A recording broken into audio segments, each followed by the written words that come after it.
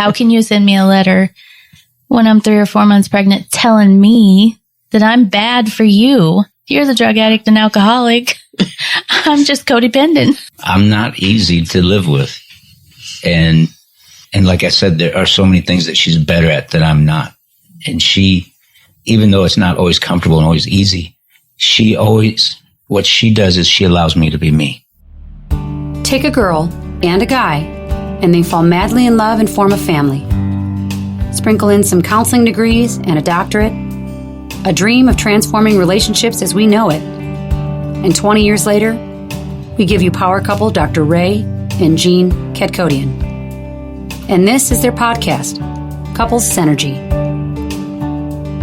Welcome back to another episode of Couples Synergy with Dr. Ray and Jean. I'm Dr. Ray. And I'm Jean, and this is our podcast about love, marriage, and relationships. Be sure to check us out online on our Facebook page and Instagram at Couples Synergy, or our website, couplesynergy.com. And be sure to subscribe to our podcast or send us any suggestions on topics you'd like to hear more about. And now on to Couples Synergy, an in-depth look at love, marriage, and relationships, where we bring you our experience helping thousands of couples transform their relationships for nearly 20 years. You know, every day we get to hear intimate details about a couple's celebrations, disappointments, and everyday challenges. We've often wished these stories were shared because we know we are more similar than different. So we've created not only an avenue where you can hear about people's intimate lives, but an atmosphere where people come over to our home pub, pour a drink, and share their stories. People like today's guests, Pastor Mark and Lisa Lashbrook. Thank you so much for joining us today. Thanks for having us. Thank you for having us. Thank you for trekking out in the snow tonight. And today in Chicago has been snowing. So we did a podcast earlier today, and I'm glad everyone made it here safely and made it home. And will make it home safely, right? Yeah. So before we get to your story, why don't you guys tell us a little bit about yourselves? How old are you, and what do you do for a living? I am 51 years old, and I have 5 children, 2 in-law, a daughter-in-law, son-in-law, and 2 grandchildren, a 2-year-old and a 10-week-old. Aww. And yes, so fun. And I have a photography business. What's the name of your business? Purple Feathers Photography. And where is that located? In Crystal Lake. And I work with the church, teach Sunday school, do praise singing, and do ladies ministry. Awesome. Welcome. Thank you. I'm 54 years old, and I pastor First Apostolic Church of Algonquin. My wife does most of the work. I just get to get up and sermonize. Also, we just got the church started about 5 years ago, so I'm working for the United States Postal Service is my day job. It's pretty simple as that. Just we work for the church, and I work for the U.S. government, and it's a dangerous combination, I guess. Church and state. Separation of church and state, right? Can you guys tell us the story of how you met? Well, we actually met at church. I grew up in Wichita, Kansas, and I had gone to church most of my life. And my husband, Mark, he had not. And when he came to church, that's where we met. We met at a church service. And how old were you? I was 20. How old was I? No. I wasn't 20. I think you were 17 or 18. I was 20. Okay. It's amazing how things change when. I know. Okay. So tell me how old I was. So in Kansas, you guys met? Yes. Mm-hmm. We met in Kansas. He had just come from Iowa to live with his brother. He had found his life at I don't want to tell your story. Oh, you want me to tell my story? Oh, you can tell your story. I thought I was here just to look good. Well, this is too. audio. By the way. I was not raised in church of any type. You know, my mother went to church every Sunday, and she would force us as much as possible, but that was not something that was important to me. And just to make a long story short, I was 20 years old, and I had a pretty solid alcohol and drug addiction that was leading me to serious depression and suicidal thoughts. And my older brother had moved to Wichita, Kansas, and gotten involved with the church there. I would just look at his life and look at my life and thought, you know what? He seems like the happiest person I know. So I called him up one night in the middle of it was December, and said, can I come move in with you? Because what I'm doing here is killing me. And so that's what happened is I flew down to Wichita, Kansas, and started going to church down there and met Lisa and swept her off her feet. Right off my feet. Tell us about that. You can tell about your first impressions of me if you'd like. Well, I don't know.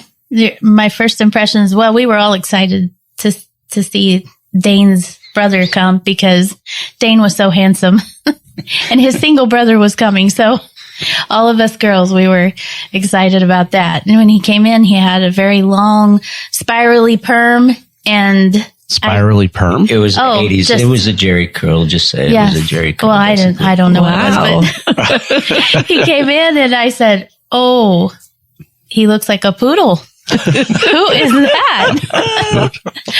But the next service, when he came in, he had cut it all off and you could see his face and he looked totally different. So, and he asked me out on a date. And the first time he asked me out, I wasn't sure. So I said I had already been asked out that night after service. So she already had alternate plans. I need to tell these stories because she leaves out a lot of details. Oh. Well, that's the story. I said maybe next time. So we made contact or came in contact with one another, and she kind of did the thumb finger to the thing, like call me type of deal. Oh no, not at all. You're making a wreck of this. Her dance card was already full, apparently. Well, she had made it appear that she'd be interested in us getting to know each other better. So when she walked out of the room, I thought, what are you doing? Go ask her out. So I felt emboldened. And I went out and asked her, and then she shot me down, said she already had plans for the night. So she set me up and knocked me down, which was pretty good first training for how our marriage has been ever since then. That's an interesting thing. Is very and we see that. Yeah. So then what happened? Well, then we started dating. We went out. I think we had biscuits and gravy after service one night at, what was that place? I don't even remember that. That place. You penciled him in? Yes, Yeah, I did. Yes. So we started to date and we dated for almost a year. And what was it about each other that you fell in love with? Her hair and her dimples. My hair and my dimples. I just can't get away from that. I'm like, what? See, what? I've thought about this many times. Oh, okay. You didn't have poodle hair at the time, did you? No. Okay. Oh, no. No. Okay. Just fell in love with, I don't know, he was just handsome and a lot of fun to be with and just seemed really mature. And I loved the fact that he was so done with drugs and alcohol and wanted something more.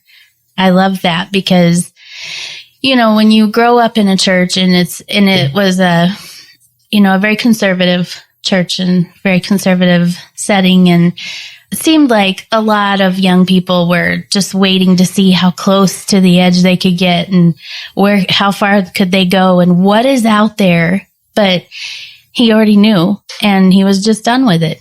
He said, I'm done with that. I love God. He's given me peace and joy and happiness, and everything I ever did out there couldn't compare to what I have now. And that felt secure and very attractive, that, you always want, when you're raised in the church, you're taught you want someone that loves God more than they love you.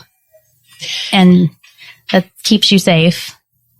And what kind of denomination were you guys brought up in as far as the church? It's a Pentecostal denomination. Okay. That was for me since I was 8 years old, but he wasn't raised in it. So you were raised in another type of denomination? Yeah, which I don't know if I will name because I don't want anybody to think that I'm trying to compare one to the other. Right. But it wasn't a very solid, my mother made us all go to church every week. But other than that, there wasn't a whole lot of it wasn't a home necessarily centered around that. I had a good upbringing, and my family were all great people, but it wasn't really a kind of a God-centered situation, if that makes sense. Can you talk a little bit about your experiences with drugs and alcohol and what you would say to a young person who is struggling with something like that? There's so much to say, and I still deal with so many people in this area. Matter of fact, last June was 30 years since I've had any type of drugs or alcohol. I don't know how else to say it other than it's not worth it.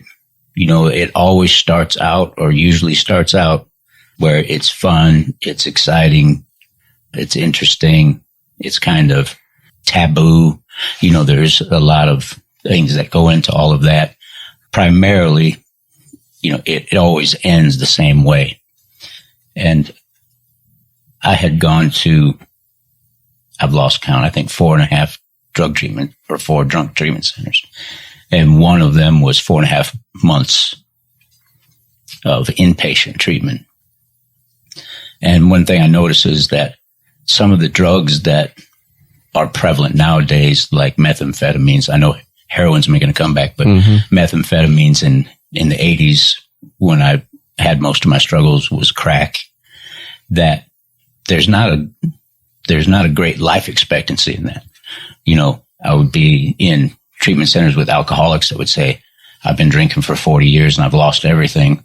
And sitting right next to him was a 19-year-old kid that said, I smoked crack for the first time 3 months ago and I've lost everything. And they were physically in worse condition than people had been drinking for 40 years. So I guess just the idea that, just say no seems very simplistic, but there's no future in it. It's a waste of time and money and the damage it costs. And there's a great future outside of it. Yeah, absolutely. Mm-hmm. So how long did you guys date before you got engaged? That's a different sort of story. It didn't happen like that. Oh. We actually dated for less than a year, and then we broke up. The relationship was it was crazy, and neither one of us could make it work. Or he began working with my brother, and my brother was, into drugs a little and whatever. And it wasn't very long that he fell back into it and was not going to church. And I think the beginning of all of that is when we decided that we would go our separate ways, because I wasn't interested in drugs or alcohol. I'd seen what it had done to my sister and her life, and all of the trauma from growing up and watching my older sister ruin her life. And I knew I didn't want any part of that. So we stopped dating. And I think, if I'm not mistaken, you were more into drugs and stuff at that time than ever before. That it had become really much more prevalent. Yes, really much more prevalent. DUIs and different things, and a little bit of jail time. And it's funny because we reconnected again at a church service again. I had heard somehow, while we were broke up. It's a very long story. I don't know if we have time for all of that. We got plenty of time. Okay, so during the time that we broke up, we kind of reconnected again. And I had strayed. I wasn't, living the life that I knew I should be living. And I didn't know which direction I was going. I was a very confused girl, but I knew that I loved him. And I knew what I seen him as a Christian be. And I always wished that he would let go of that and come back. And so we met up again at a church service again. I just happened to go, hadn't been in a while, and he just happened to be there, and we reconnected, and that began a very, very interesting ride of him doing some jail time, and then possibility of violating a parole and prison time, and a lot of crazy things happened. Bumpy road, right? Really bumpy road. And I'm sorry to interrupt, but the first time that I started, drinking and smoking marijuana as a fairly young person. And I got to that point where I was ready for a change and moved in with my brother. The second time, there was no room for escalation. It was like I didn't have 5 or 6 years. I jumped right back in from where I had left off. And so the progression of the disease, if you want to say it that way, and the consequences there were much more immediate. And so exponential. Exactly. Yeah. Because I wasn't like learning and experimenting. I jumped just headlong back into it. So yeah, there was the drug treatment centers and DUIs. And what brought you back to the church and a different life? What really happened is we reconnected while I was, like she said, neither one of us were really pursuing our relationship with God at that point. I knew where I should be. I never got into a denial of, well, that was all hogwash and this God, but, I knew what I had known previously. It was just the addiction and my choices. I was just doing the alternate of what, like Lisa said, what I knew I should be doing.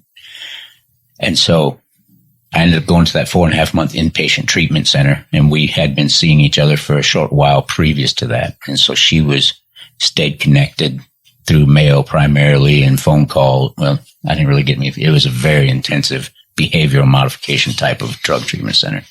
Not anything like, if I told you the stories, I don't think they even allow that stuff anymore, but they, I didn't even get to have a visit with her. I think for the first 2 months, there was no I think I had been there over 3 months before I got a 4-hour pass for Thanksgiving to go. I went to Thanksgiving at her house, and I don't want to get into too much detail, but we connected at that point. Somewhere along the line, there was a breakthrough, and people asked me about this. I don't know how. It was just like a light clicked on, and I think it was God, because so many people I see that are smarter than me, and didn't go as far as I went into the addiction spiral, never make it back. So I have a hard time taking credit that all of a sudden I just had this epiphany, but it really was a breakdown in the denial system where I realized that the alcohol and the drugs were really the cause, because everything was always about, well, if so-and-so had minded their business and not called the police, and if so, if this hadn't happened, and there was always a reason why it wasn't the drugs and alcohol. And that's typical addict behavior, is trying to figure out how to hold on to your addiction. Blame everyone else. Right. Addiction is your best friend. It's the love of your life, and everything else is the problem. I finally had that epiphany that I was going to have to quit. Really, that I had never been that person that could just have a drink, just I'm going to chill out at the end of the night and have a little nightcap before I go to bed. I was never that person that just said, well, I'm just going to smoke a joint just to kind of calm down, or I'm going to do a line of coke because I need to stay awake and finish a project. I was never that person. And so it really just finally clicked with me that it was all or nothing. It always had been. And so we, believe it or not, honestly, and you can stop me if they can edit this, but so I was released from the treatment center, and it was all court ordered. If you failed, or if they felt like you weren't really trying to work the program, you went back to prison. They just called the sheriff. The sheriff picked you up, and you went back. How old were you at this time? That was 1980. 1988, 1989. So 24, something like that. Are you glad that was how they handled it? I am, because if they had just violated my parole, and I'm grateful that the judge saw what he saw, So you got real help instead of just incarceration. And Exactly. back then, to just go into the history a little bit, there were federal lawsuits pending within the state of Kansas over prison overcrowding. The penitentiary that I went to was built to hold 800 people, and when I got there was 1,900. Wow. And so during the process, and again, I think that this was all orchestrated by the hand of God. But when I arrived in the prison system, there was a federal judge that had passed down a ruling that they needed to reduce their prison population by a certain percentage point. And therefore they had to go and review all the cases, and they tried to find obviously the least violent and the least repeat threats that there were. And I ended up being one of those because all of my issues had always been, DUIs and then a drug conviction. So I was never assault, no battery, anything like that. So the judge sentenced me rather than so when I violated that, I got released on that because of that court order. And then within a month I had a DUI. When I went to the sentencing for the DUI, this is just the kind of person I was. I was drunk. I drank a 12-pack of beer on the way to the sentencing. It was like an hour and a half away because I was driving on the highway. And I was drunk when I showed up for the sentencing, and the judge sentenced me to this treatment center. So, yeah, if they'd have just done what they normally do and said, well, now you're going to go back and finish your sentence, I'd have probably come out the same person or worse than I had been. Mm-hmm. So it was a merciful act for sure. So I was released. We had been seeing each other, and shortly thereafter, she was expecting with our first child, and we weren't married. What was that like for you? Terrifying. It was very scary. I remember it was New Year's Eve when I called him, and he was at the halfway house in Kansas City, and asked him when he was going to come and visit again because I knew I was pregnant and I needed to tell him. And he came for a visit, I think the next weekend or something, and we confirmed the pregnancy. And I remember there's so much to this story. There's so many layers and layers and layers and layers. The way I was raised, a very dysfunctional home, very traumatizing childhood, and I was not healthy myself. Obviously, I knew that I seen glimpses and shades of a real man of God when he first came to church and gave his life to God. But, as part of my dysfunction that I clung to someone that was destroying their life like that. It looks familiar. Yeah.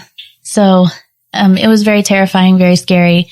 And I remember at one point I was about 3 or 4 months along, and he sent me a letter saying that our relationship was going to compromise his recovery and that we probably needed to go our separate ways. And, and I was like, oh my goodness, what am I going to do? What does this mean? So I started going to Al-Anon and reading material and trying to figure out what was wrong with me, because I didn't want to be the bad part of the relationship or, bring more chaos to his world that he was already trying to recover and build from the ground up, literally. And we both worked a program. We tried really hard. And the more I worked on myself and the more he worked on himself, and we knew we wanted to be together, but we didn't get married until the baby was about 3 months old. Was that hard for you from a moral perspective? Yes. I share the same experience. And it takes a while to forgive yourself. It does. Yeah. It does. To forgive yourself, to forgive him, to forgive, the whole, there's, like I said, layers to it, to, so much there. We could talk all night about it. How can you send me a letter when I'm 3 or 4 months pregnant telling me that I'm bad for you? Right. You're the drug addict and alcoholic. I'm just codependent. That's a really tough position to be in, because we see people struggle with their recovery, and relationships are the biggest trigger to relapse. And so, AA preaches that for the first year, no major changes. Right. Well, and from my point of view, I had come to that realization, that I had to be sober above all else.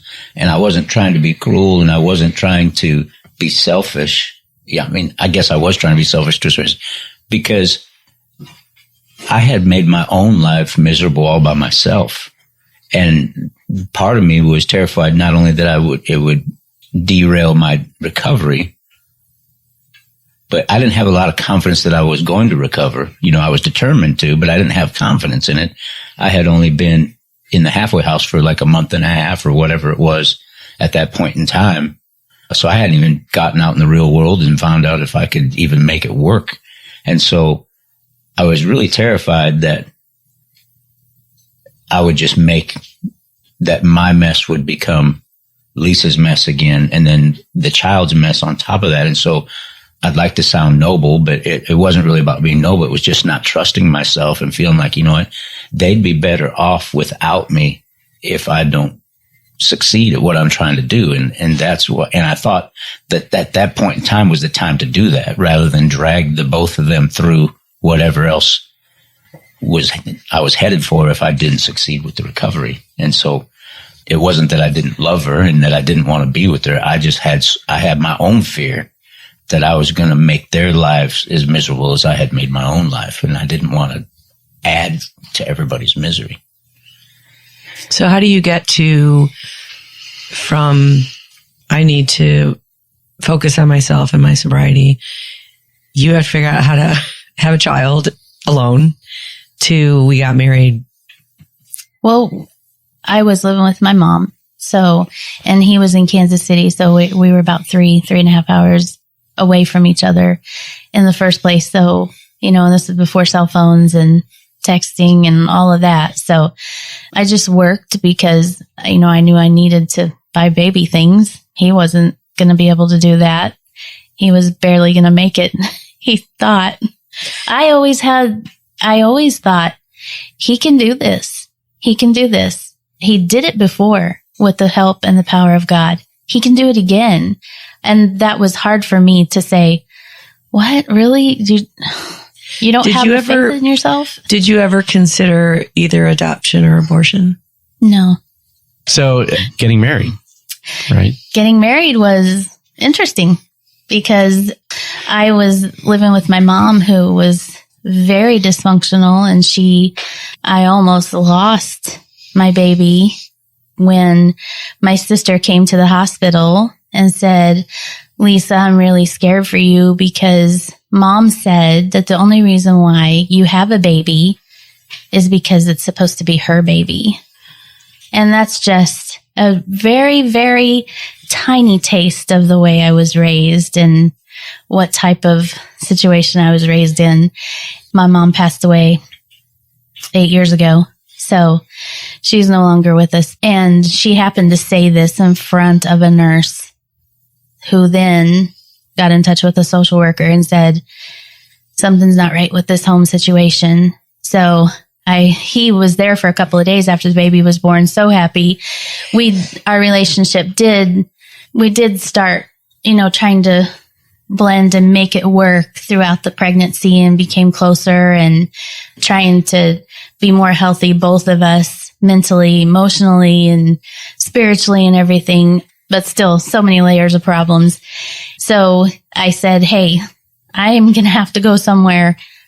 And I know you're not ready to be a husband and a dad, but I'm looking at a very dangerous situation for our baby and for myself. And he was like, well, just come and live with me.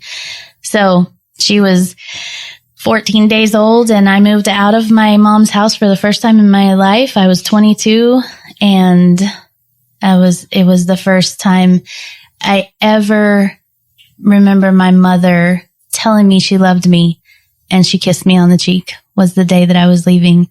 22 years old and a 14-day-old baby.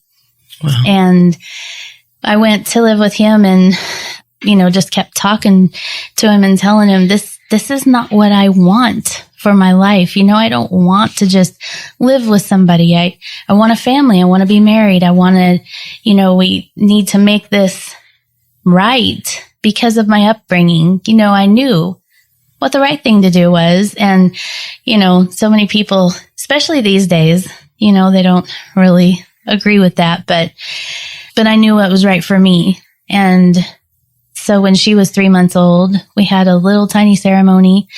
Actually, the church that ran the AA meetings that he went to, the pastor there married us on a Sunday afternoon. So we still weren't back to attending a church of any type. And I don't remember how it all worked out, but I sent her the letter, saying, look, we'd be better off separating. That wasn't what was in my heart for our relationship, but that was, like I said, that was my fear for what would happen. And so as time went on, and I was court ordered, obviously, to the halfway house. So as time went on and I gained a little more confidence, the relationship continued on, the communication. I had a very solid home life. My mother was a homemaker and my dad went to work every day. And my dad was one of the most down to earth men's men kind of guys. And so I can't say it was anything spiritual, or it was just something that, in my mind, that's just how families worked, was that the father provided for the family. So at some point in time, I got to where I had enough. Ended up having a job and things where I felt like, okay, we're in this situation and I need to step up, especially when she did call me and tell me about that conversation her mother had and all of those things. And I was like, you know what? I'm going to have to step up and be a man. Here I am and do this. And so I kind of worked through my fears. Not that they were gone, but I finally just got up the courage to say, I got to give this a shot. And well, you had a good AA sponsor. Yeah, I did. And you were going to lots of meetings, and I was going to meetings. And I mean, the having a sponsor myself saying, listen, if he's telling you he has to walk away because he can't stay sober and stay with you, you have to let him go because you want him to be sober, even if it means you're not with him. And, coming to that realization was really hard. But so I backed off from him as well and said, I'm here and I'm having this baby and we want you, but, let me know. And he started to reach out and call and talk and, and that's how I ended up there after 2 weeks of her being in our lives. And then when she was 3 months old, we got married and just decided, we're here. It's either going to work or it's not. So let's just do this. But and this was 20 years ago? 29. 29 years ago. 29. Yes. You asked about what brought us back to God or to church or whatever. I want to tell that. Okay. Go ahead. Because I feel like it was all about me. Okay. Can you remember?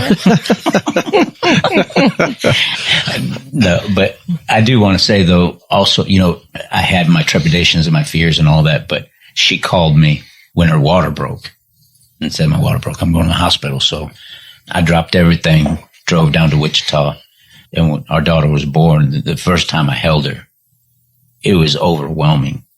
And most people listening on this, I'm assuming, have had children or whatever, but all of a sudden I felt, I don't even know how, just the love and the responsibility and I don't know if I'll ever be able to let this child go. And it just settled like concrete in my mind that I'm going to make this happen. And I didn't sleep for 3 days. I was so excited. And without drugs and alcohol. That's right.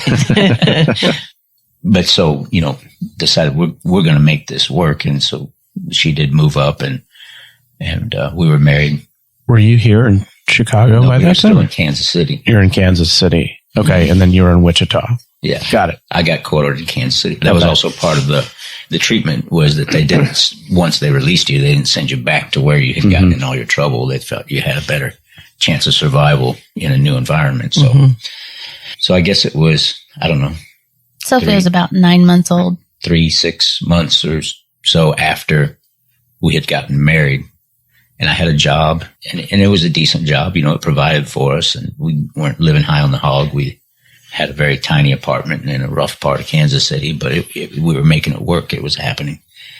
I remember I was driving home from work one afternoon.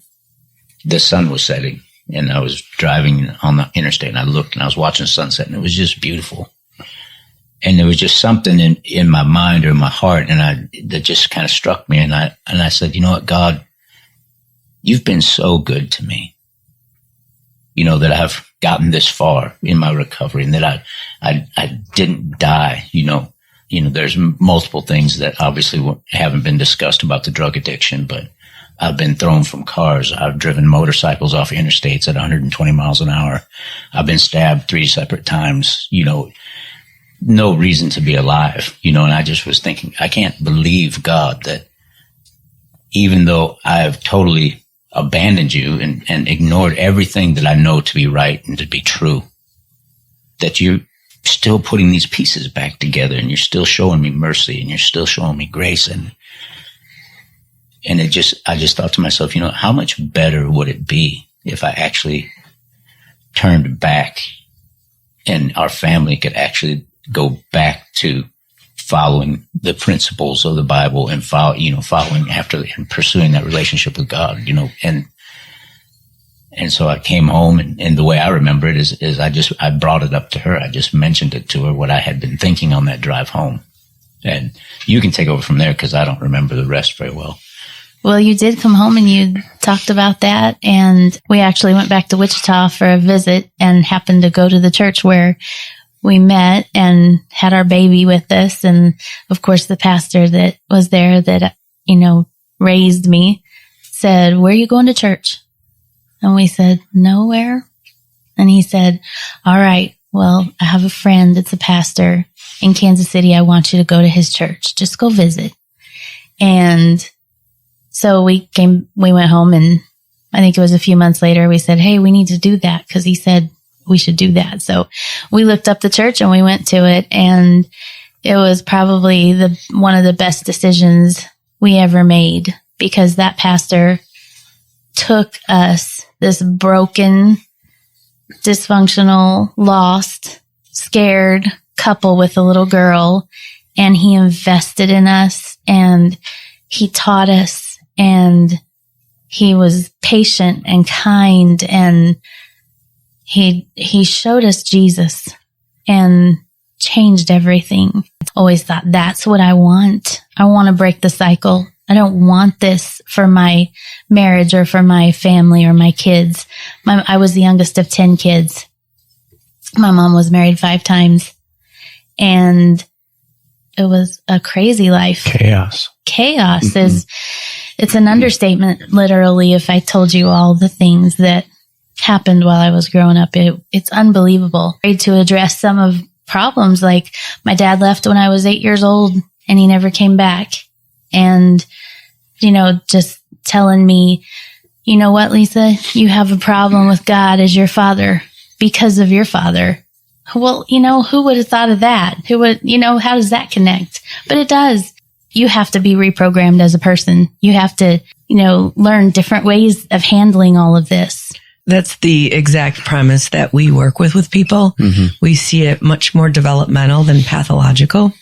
And, you see it a lot now with smoking commercials. It's like, I know you tried and you failed, but keep trying. It's the keep trying. And it's very difficult for human beings to change. Yes. One and done, Yes. And it is a bumpier road than that. And I think that's another important thing for people that are out there struggling with any type of addiction, that keep working at it. Keep working at it. Mm-hmm. Don't give up. If you fall, get back up. It's a new day. And I think one important thing you're hitting on also is find the right guidance. Exactly. Right? You can't do it on your own. You can't. Right. So, you have to find people who specify and have the knowledge to be able to, guide you in the right way. And it sounds like that's what this church and this community was able to provide the two of you, and start to kind of settle the chaos in your lives. Right. And they also were very supportive of the 12-step program. Mm-hmm. And that was very rare for even 18, 20 years ago, right, that the church would embrace that, but they were very supportive of it. It was miraculous, to say the least. He attended Bible college and graduated with a whole group of preachers, but he was valedictorian, just knew that he felt like God wanted him to be in ministry. And it was actually about 3 months before his open heart surgery where he had his stroke. And the one thing that kept me during that was every time the doctor would come and talk to me, and she'd say, he can't stay in ICU. He can't stay intubated. It's not safe. He's going to get infections. His hands began to draw up. His feet fell. He would just shake violently. And no matter what they did, there was no response. And she would say, we need to put a trach in, and we need to remove him. We need to move him to a rehab center for long-term care.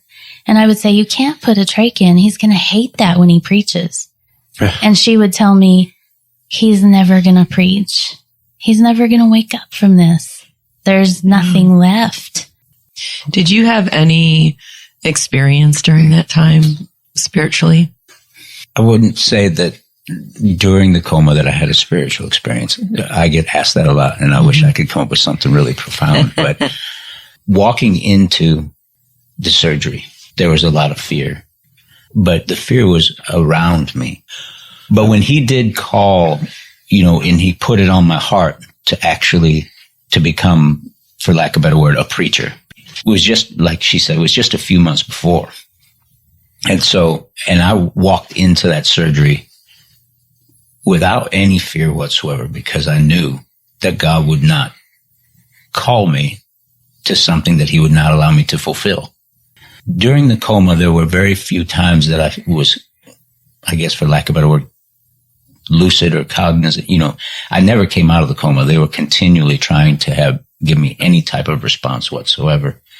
And I remember specifically coming into consciousness just long enough it was just seconds I think it was 3 different occasions. And one was I could hear the machines, the beeping in the machine, and the people talking around me. And I only specifically remember my stepmother was there. And I remember her saying something about how we should turn him towards the window and let him get some light or something to that effect. And having this realization that I couldn't move, that I couldn't see. And I don't know if I picked it up from the conversation, but that I was non-responsive, and trying my hardest in those few seconds to do anything to let people know that, hey, I'm here, I'm here. And not being able to happen. And then another time I remember was, and she tells the story so much better because she was awake for all of it. But the second time was Lisa was in the room, and I could smell her perfume, and she was talking, and she put her finger in my hand, and she said something to the effect that if you're in there, please respond. And I don't know if I had physical tears, but I was weeping because I wanted to make that connection desperately. And I squeezed with all of my might in my mind and in my heart. With everything I just squeezed. And, she says it was the faint, very, very faint, but she felt it. And I remember her head dropping on my chest and feeling that, and her crying, and I was crying, and because she indicated that she had felt that. And so it was very, I don't know if the word's encouraging, but it was a relief to me that that was the only type of communication I had been able to make. Of course, the doctors didn't believe her when she told them that I had squeezed her finger, because I had been non-responsive the whole time. That story, sometimes I look at it, and I don't mean this in a selfish way, if it was mainly for me, because he was just laying there being taken care of. He had no clue. And he came back with no residual effects, It wasn't like he wandered around for a year not knowing who he was. He didn't know who he was really when he woke up. He didn't know our 2 youngest children. He didn't know what year it was. He didn't know who was president. He couldn't read. He couldn't write. His left side was paralyzed. He didn't know he had had surgery. He thought he'd been in a car accident. We would tell him every hour that he had a stroke. And every hour he was, what? Are you serious? Who said that? Who told you I had a stroke? I've been in a car accident. He didn't even know. And so a lot of times, especially in these days, I wonder how much of that was for me, that there was, and it puts a whole different perspective on it, because I spent many years thinking, Lord, what did you teach him with that? What did you show him? What did you do in him? And I think we all thought that when he came back, he was going to have this profound thing like you asked. What happened? But I wonder how much of it was for me. There were, and like I said about the layers, there's so many layers to that too, that it was in that time that I learned that I could trust him. And that's huge. Yeah. Because honestly, I never trusted God before. I didn't trust him to love me enough to do what was best for me. And that goes back to the father abandonment. Mm-hmm. Mm-hmm. But that solidified your faith even more. Even more. Right. To know, I would pray and say, and there was a point in time when he, before he woke up, when they were giving me the darkest news, he had to have a transfusion and it was just terrible. And, I would come in and they had put the braces on his hands because his fingers were drawn up. And they put the braces on his feet because his feet had fallen. And they put him on an air mattress because there's no movement. And I was watching all these things progress and thinking, God, what are you doing? And I remember the day that I went home. I think it was a Wednesday evening. And I remember falling on the floor in front of our couch and telling God, really, for the first time ever in my life, I trust you. If you take him, I trust you. And really feeling it. That's a big thing. I don't know. Maybe other people don't struggle with that, but I think they do. Yeah. It's really beautiful to hear you say that you were trusting whatever the outcome, not just your own agenda. No, I had spent every day on the floor in that same place begging, please let this be the day. Please let this be the day. Show me something. Show me a sign that he's going to be okay, that he's going to come out of this, that we're going to get this big, amazing miracle. But it wasn't until I reached that point where I said, you are God and I am not. And that doesn't mean that you don't care about me. Whatever you have, that's what's best for me. And that's what's best for my kids because I trust you. And I think it was the next day that she said, we're going to place the trach. And I said, no, please, one more time. Just give him one more time to breathe on his own, to turn the machine off, see how he does. She said, okay, I'll do it this way. We'll pull the tube tomorrow morning. And if he breathes on his own, we won't put a trach in. She said, but you need to prepare yourself. We sat in a dark waiting room. The surgeon, she held my hand while I cried. And I said, no. He's gonna breathe on his own. It's gonna be okay. She said, you did hear the neurologist. He's got 3% brain functions. That's all of his involuntary motor functions. The neurologist told us later, he said, when we went back so he could sign papers to release him because he was in management at the railroad. And he said, I want to tell you this. He said, I walked in every day and looked at your wife and thought, is this the day I get to tell her that she's on her own, her and her kids? Is this the day? Because I really didn't expect you to make it from one day to the next. He said, because in a brainstem stroke, the brain detaches from the brainstem. And that's why you're brain dead. It can. But the brainstem stroke is one of the most dangerous strokes, is what we were told.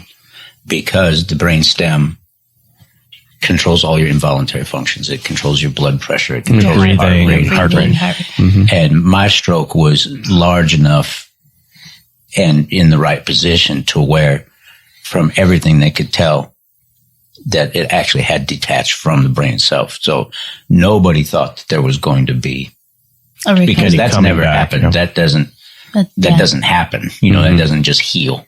Once that happens, and the neurologist told us that. And so that's why everybody was so doom and gloom. They were like, she doesn't get it. She doesn't know what this really means. So the next morning, I couldn't handle being in the room. So I was around the doorway, around the corner, and a friend of ours from church came And when they pulled that tube out, he started coughing and yelling and asking for pizza.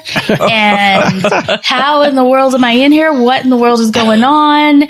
And I mean, he was breathing on his own and he was awake. The whites of his eyes were blood red from the intensity of the stroke. And but he was awake and he was alive, and the road it was just beginning. We didn't realize it, but it was that was the third time, I said that 3 times. The third time is I remember hearing, a guy yell at me, because I'm imagining they're always yelling at me because they don't were know always if I can yelling. hear. Yeah. And so I heard this guy yelling, "Mr. Lashbrook, my name's so-and-so.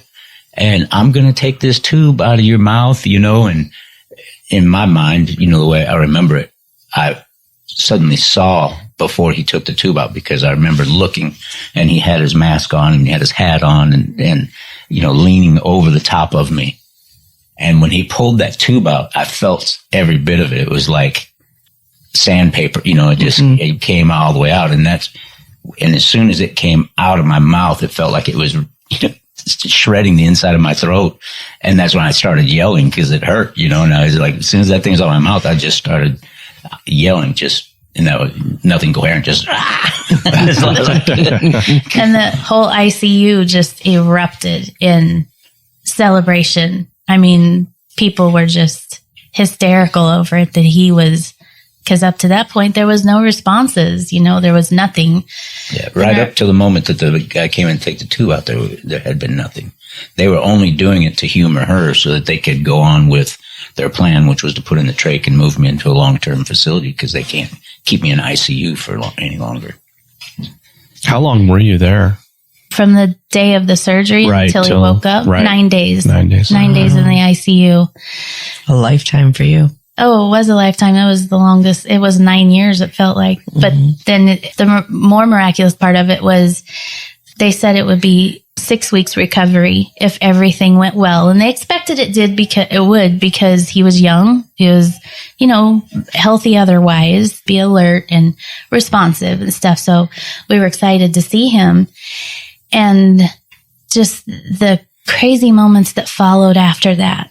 I only wanted people around that were going to believe with me, because I'm only human. I was fearful. I was afraid. So then after he woke up and they moved him to the heart rehab floor, and he couldn't read, he couldn't write, the union rep from the railroad came in and said, "You know what? We're going to give him a job at the railroad. We're going to create something, janitor, something, because he's never going to go back to traffic control." That's basically what I did. Is I was a yard master, for anybody that knows what that is. But basically, I controlled I prepared all the work that each crew was going to do each day, and then I controlled their movements throughout the yard and trains coming in and out of the yard. So it was very much traffic control and keeping track of a lot of things, and safety sensitive. And so they were like, "Well, he's back," but I didn't even know what year it was. So they're like, he's never going to be that back. You know? He didn't know the 2 youngest kids. He just couldn't. How old were your kids at the time? Sophia was 16 and Luke was 10? 12, and Alec and Adria were 8 and 7. No, they were younger than that, because Adria was 9 when Journey was born, and that was 3 years later. So the 2 youngest ones were really little. They didn't get it at all. They totally didn't get it. So you had the 4 kids at the time, and then you had a 5th one after that. Yes, 3 years later. Yes. Wow. We had a 4th one, our 5th one. But my 40th birthday present. But so they sent me to the recovery and started in on occupational therapy, and the guy would come in and try to get me to spell and try to get me to write. And he would just sit and sweat trying to spell tent. Yeah, I remember him saying tent, and I was just like, man, I know this, and Lisa had asked them, when will he be able to come home, and so that, they were very conservative, because they hadn't expected me to make it this far. And so they said, well, maybe, because the surgery had happened on October 7th. And they told her, well, he may be able to come home for a short visit on Christmas.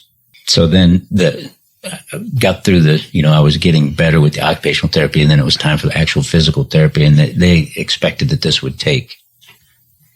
physical therapy would take at least 6 months because I was. He didn't even know he was paralyzed on his left side. He was a hazard. They had him fall risk and wouldn't let him out of the bed, had alarms on him and everything because he had no idea that his left side did not work. So it's funny how the brain does, can do that, but right.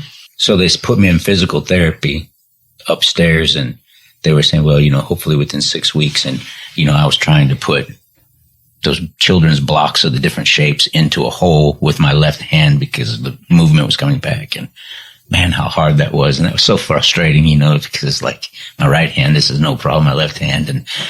But I was only there a week. I mean, that's how fast the recovery was. Wow. And within a week, they called my wife up and they're like, there's nothing else we can do for him. He could use a little strengthening on this side, but his balance is back, and he's going walking, up and downstairs. He's doing everything, and his brain had completely come back, and he was having physical problems like regulating his own temperature. He was freezing cold all the time, and that happens with a stroke. And he would have like hunger, intense hunger, like a grown man in tears because I couldn't get him a cheeseburger from McDonald's fast enough. And I was like, okay, if this is the worst it is, I can handle that. Because so many nurses would tell me, they'd say, because I would find myself frustrated and think, well, why can't he remember? Why can't he read? Why can't he write? They said, write your name, and he drew circles. And they said, read this. And he'd say, oh, I don't want to read right now. And come to find out, he couldn't read. He couldn't do math. He couldn't do anything. Kind of a funny story. I'm sorry to interrupt you, but I don't want to forget this. And I did have a stroke, so I might. He's pulling the card. Oh, always. You were talking about the food. It's so funny because one day I remember I got a phone call from my brother. And this is when I was still in the heart recovery and doing the doctor. And my brother says, oh, I heard you had a stroke. And I was still at that point. And I was like, what? And he's like, yeah, how you doing? And I said, I'm fine, and he was like, well, you're fine. And I said, yeah, I didn't have a stroke. And he said, and he had been to the hospital and visited me several times.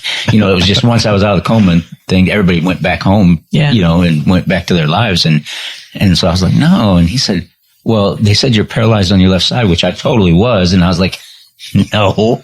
I said, why are these people telling you this? I walked in that room in the middle of this conversation. He's like, these people are crazy. Someone told Dane I had a stroke and that I'm paralyzed and everything. And I said, you are. You did. So that was earlier in the day. And so that night, and like she said, with the body temperature regulation, I was calling the nurse. They were bringing me these heated blankets. And I mean, like every 10 minutes. I wanted a new heated blanket. And finally the nurse got me up and walked me to her station and sat me down right next to where they kept the blankets warm and said, just grab your own blanket. So she had me kind of strapped in this chair where I wouldn't fall out because I was paralyzed on one side, but with that one hand, I'd get me a blanket. And so they finally made me go to bed that night, and I was in bed and I was just starving, and it's funny that I don't know I had a stroke and I don't have a left side, but the things that your mind can recall. And so I'm sitting there and I'm looking at the clock and it's like 3 a.m. and I just want a banana so bad. Want a banana. So I'm thinking, and Lisa had unplugged her phone because I wouldn't quit calling her all night. So she. Well, no, my phone was plugged in. His phone had been unplugged. Oh, yeah. They unplugged and they would phone. Hide it from him, and he would climb out of the bed. The alarms would go off, and he would get the phone, plug it back in, because he wouldn't stop calling me every 5 minutes. I got to get out of here. And I'd say, I have to sleep. I have little kids to take to school, and I have a job. I have to sleep. You have to stop calling me. So it's 3 a.m. I'm starving for a banana, and I'm thinking, and I don't know who the president is. I don't know what year it is. I don't know my children's names, but I'm thinking, who would bring me a banana at 3 a.m?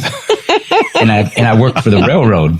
I remembered the phone number to my desk at the railroad, because somebody else was there when I wasn't. Wow, you remember that? Yeah, isn't that? Wow. It's crazy. And it was Not your kids' names. No, So it was a different area code too. So I dial up the phone and I think call. Uber Eats didn't exist back then, right? And I call up and my coworker, which Who thought That he was at death's door. Yeah, that I was in a coma and I was about to die at any moment, And all of a sudden I call him and he answers the phone and I recognized his voice. I didn't recognize him, but I recognized Tim's voice. I said, Tim. He said, yeah. He said, this is Mark. And he goes, Mark? And I said, Mark Lashbrook. And he said, Mark? And I said, yeah. And he said, what are you doing? And I said, I need you to bring me a banana. He must have thought he was hallucinating or something. I was like, I know he's awake. No, he couldn't have left his desk if he wanted to. It's too busy. But it was just, there's somebody who, besides bugging my wife, that I know is awake right now. So he would call the house and I would answer the phone and he'd say, I got to get out of here. Come and get me. I got to get out of here. And I would just sit on the phone and cry. I can't. Why is he like this? Lord, you let him wake up and look at him. He's a wreck. And my daughter, she would say, Mom, hang up the phone. Tell him to stop calling. So she finally called the nurse's desk and said, my mom won't stop crying. My dad won't stop calling and he's crazy. Please take his phone so we can sleep. She's 16 years old. I'm like, how can you do that? But so I had been in the physical therapy for a week and they said, we can't explain any of this. We don't know how he came out of the coma. We don't know how it is that, he went from being completely paralyzed to completely self-functioning within a week. And so they said, we're going to discharge him. So I was discharged and I don't remember the exact date, but I do remember I was trying to get back to work and, I had recovered my senses enough that my job was actually going to let me come back as a yard master, which they said wouldn't happen. So I remember the last person that we had to go to get a final release for work was the neurologist. And so he told us the story about the brainstem stroke and the detachment and how. And he gave us this file. He said, you take this. I made all these copies. You take this. So we have all the documentation to go with this. And I don't remember what the date was, but it was middle of November. I mean, I was in a coma for 9 days. And by the middle of November, I had been released from the hospital and was talking to the neurologist about going back to work, basically doing traffic control type of work for the railroad. And so he said, so I'm going to sign this release date to release you back to work. And I said, wait. And he said, what? And I said, can you make the release date for after Thanksgiving? Because the railroad will make me work Thanksgiving. If I'm clear to come back to work, I'll end up working Thanksgiving. And so, that's how quickly. Yeah. The recovery was. Was that you weren't supposed to be home for Christmas, but I was supposed to be home for maybe a visit in Christmas. Yeah. And you were back ready for work before Thanksgiving. Wow. Yep. And by April, I had been promoted. After all of that. Of course. Wow. Right. And so not only did I go back, but, it just, and I can't help but just say, it was miraculous. The doctors called me, right? Matter of fact, they asked us to come back to speak to all of their intensive care and their doctors and the surgeons and ICU, a large group. And this is St. Luke's Hospital, which is one of the most prominent heart hospitals in the Midwest area. Mm-hmm. And they had us come back. They said, because we don't ever see this happen. They said, our people have never seen somebody in your situation or even close to your situation that comes back from this. And we want you to come back and tell people and talk to people about it. You guys have been together 33, 34 years since the beginning? Yeah. Minus some 1986. Pauses. January of 1986 is when we first met. In just a few sentences for people who, are in the middle of the struggle. And, we know it ebbs and flows. We've been together a little bit. Yeah. And what advice would you have for people that are in the thick of it? Well, I actually thought of this all day. I was thinking, what if that is a question? Mm-hmm.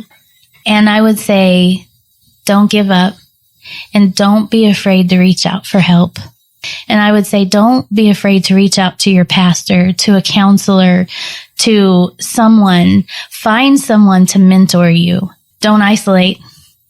Don't say, nobody understands. Nobody, I'm the Lone Ranger. You're not. There's always hope. As long as you're still breathing, there's always hope. invest in it because it's worth it. One of the things is I think people are, for lack of a better word, I feel like we're programmed. Nature versus nurture, all that type of thing. And we're all products of our environment. And unfortunately, in the society we live in today, everything is so disposable. And even people. And people don't value people like they should. There's materialism, whatever you want to blame it on.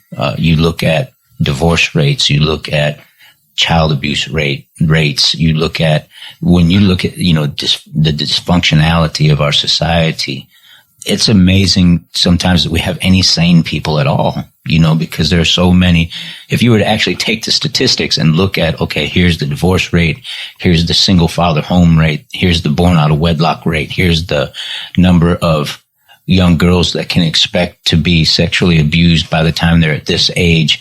This is the number of murders and violence that children are exposed to on the television set by the time they're such and such. And just all of these statistics, we're all a product of that. And this is something I've noticed as a pastor, is the things that my generation struggled with when we were 16, 17-year-olds, 8 and 9-year-olds are facing it now. Mm-hmm. Mm-hmm. And there are things that my generation, because of the internet and cell phones, there's so many things to mention, but school bullies are bad enough without cyberbullying. Mm-hmm. And there's things that children face now at such a young age that I never had to face.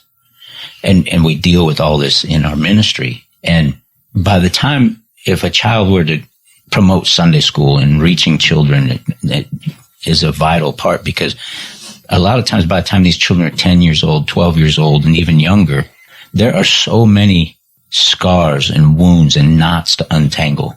And so I guess what I'm getting at, when you come into a marriage, all of us, I think, and I use the word programming because it's on such a subconscious level, our faults and flaws.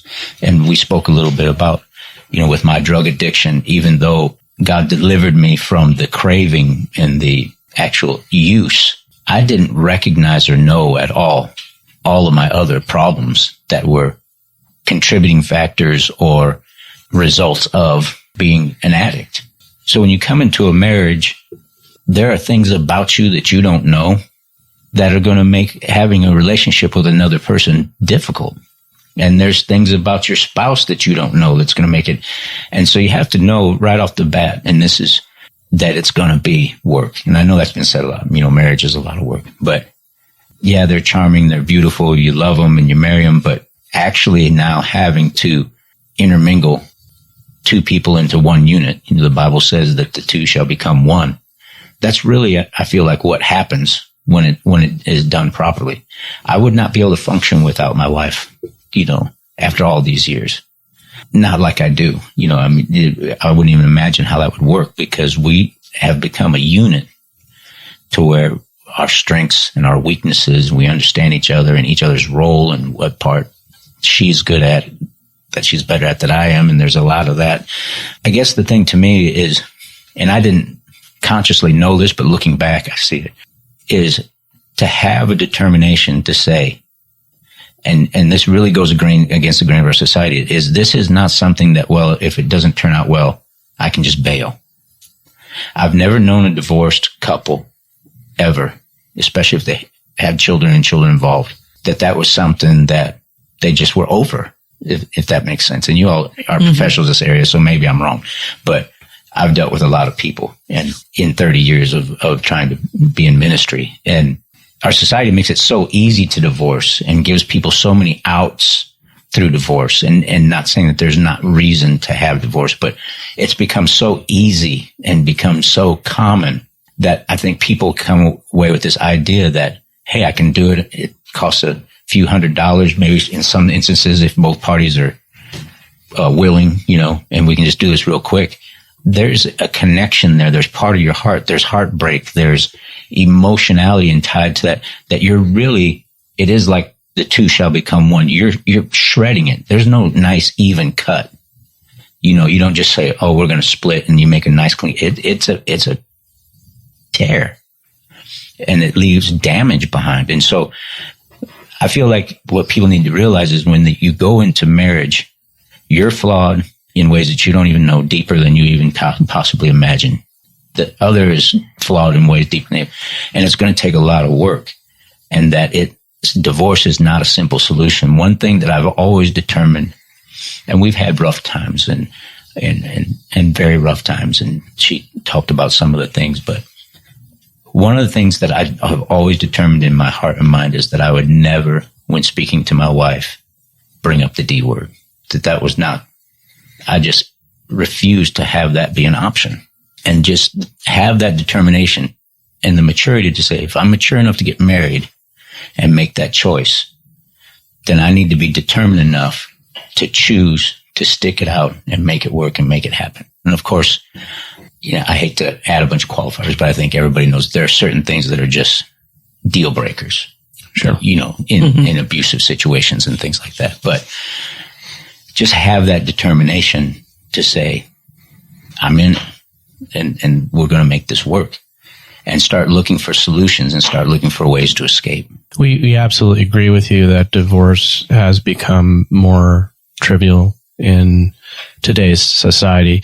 About 15 years ago, there was a divorce attorney in Chicago that put up a billboard that said, "Life is short, get a divorce." And on either side of that divorce billboard, there were pictures of scantily clad men and women.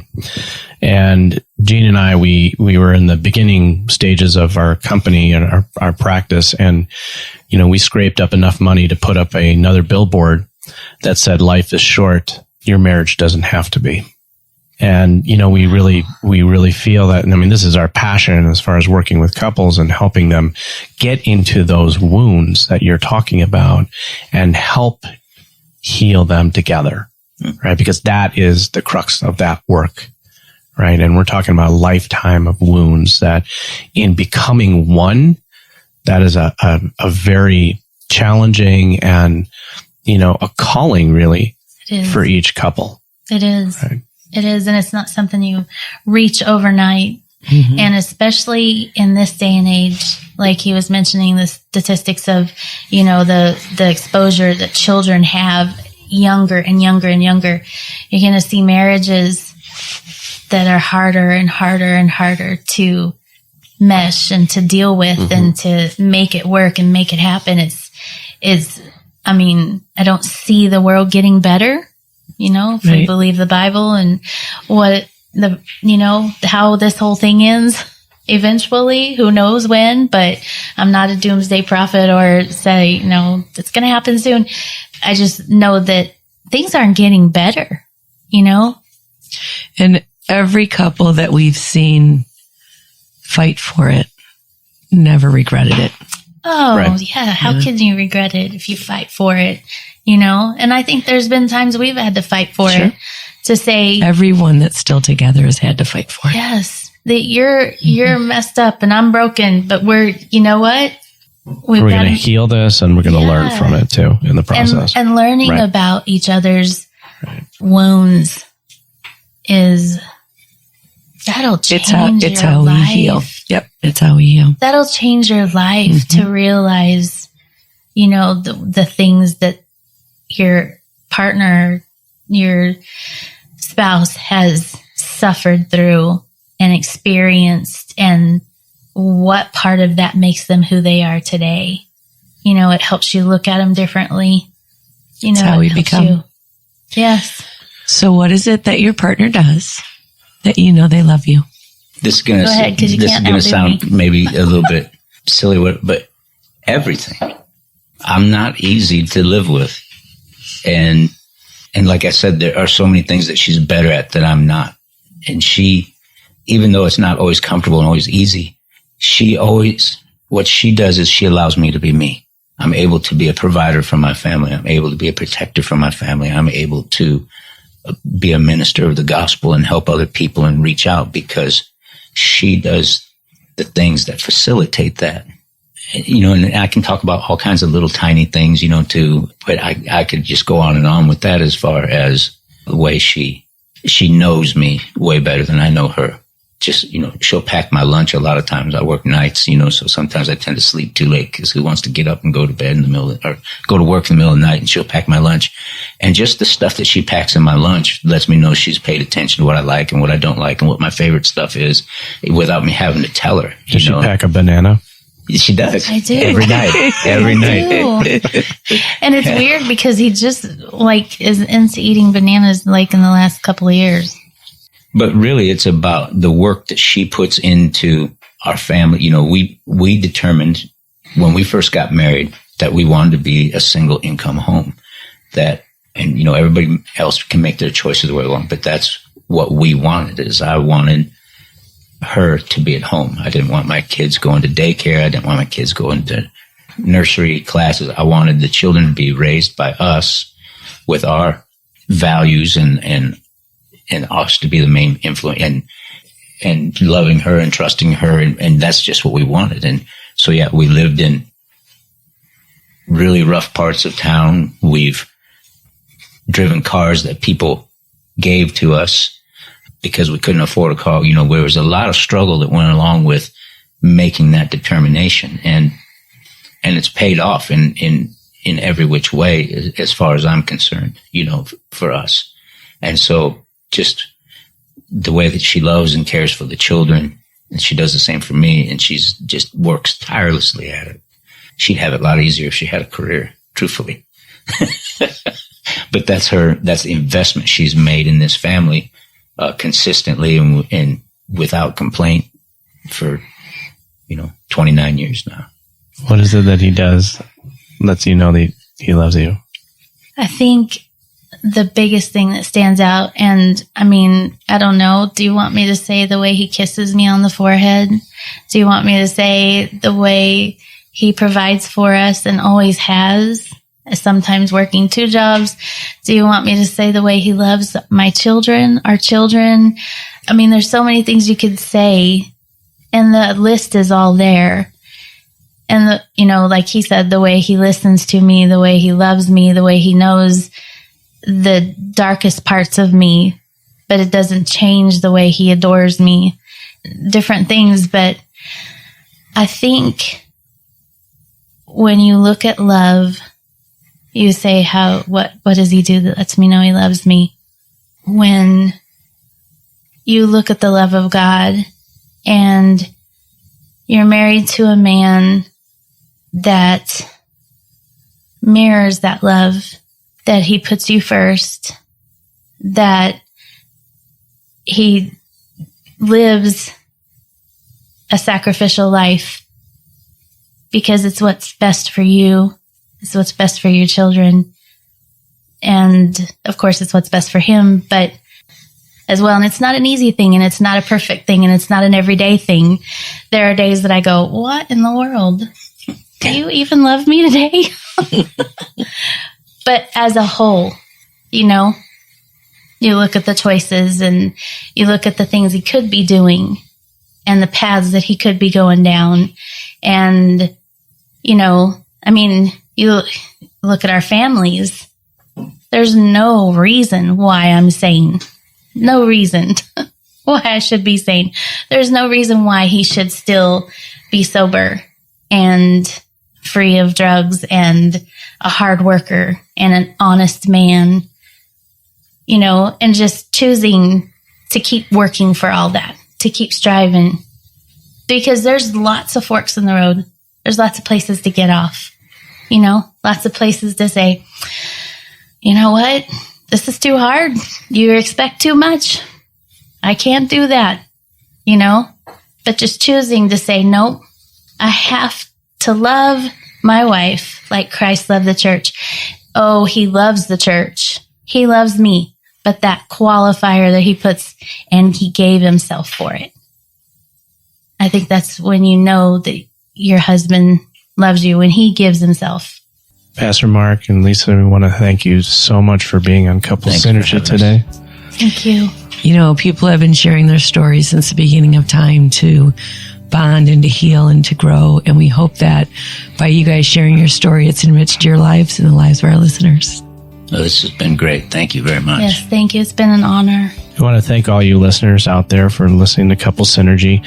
Our passion is in helping couples have happy and healthy relationships. And this podcast gives us a fun way, sometimes a more serious way, of bringing our knowledge and expertise to our listeners.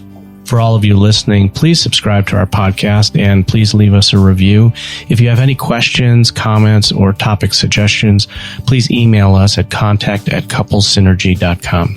For more information about Couples Synergy and our programs such as Relationship 101, the Couples Weekend Intensive, and our premier program called Couple to Couple, look us up online at couplessynergy.com.